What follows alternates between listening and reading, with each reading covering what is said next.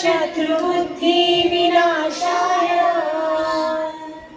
दीपक ज्योति नमोस्तुते। दिव्या दिव्याये दीपत्कार कानी कुंडल मोतीहार दिव्याला पाहून नमस्कार तिळाचे ते कापसाची वार दिवा देवे देवा पाशी उजेड पडे विष्णू पाशी माझा नमस्कार सर्व देव देवतांपाशी